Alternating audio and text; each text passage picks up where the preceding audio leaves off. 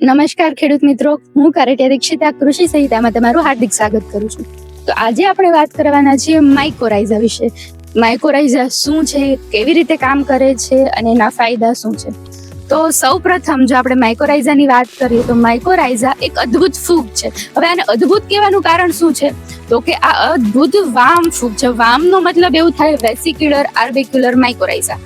તો હવે આને આપણે જો સરળ ભાષામાં સમજીએ ને વામનો મતલબ તો એક સહજીવી સંબંધ, ફૂગનો સહજીવી સંબંધ, પણ કોની સાથે? મૂળ સાથે.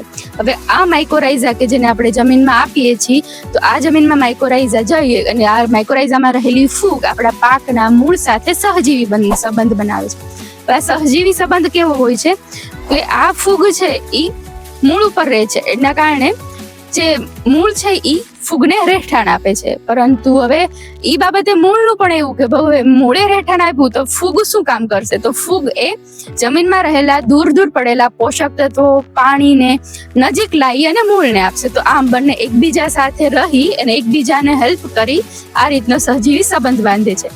તો આ રીતને જે આપણે સરળ ભાષામાં સમજ્યા કે માઇકોરાઇઝાનો મતલબ શું થાય, અને તો આ રીતે આ જે સહજીવી સંબંધ છે એ ખેડૂત મિત્રોને કઈ રીતે મદદ કરશે તો કે આપણે માઇકોરાઇઝાનો ઉપયોગ કરીને. હવે આ માઇકોરાઇઝા કઈ રીતે કામ કરે છે તો કે આ માઇકોરાઇઝા નામની ફૂગ જે આપણા મૂળમાં વિકસે છે અને મૂળમાં રહી અને મૂળનો વિકાસ કરે છે. જે તાતણા જેવા મૂળ છે એનો આગળ વધારો કરે છે અને 1 મીટર સુધી લઈ જાય છે આ વધારાને, જેના કારણે પાણી સરળતાથી મળી રહે છે. Nitrogen, phosphorus, potash, calcium, zinc જેવા પોષક તત્વો જે દૂર પડેલા છે એને ખેંચીને મૂળમાં નજીક લાવે છે અને આ મૂળથી જે આપણા પોષક તત્વો પ્લાન્ટને મળે છે.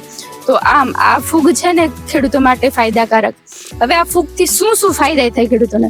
પહેલું તો પોષક તત્વો મળ્યા કે જેના કારણે પાકનો પૂરતો વિકાસ થયો, જેના કારણે રોગને સ્ટ્રેસ નથી આવતો અને જેના કારણે આપણા છોડનો અથવા તો પાકનો પૂરેપૂરો વિકાસ થાય છે.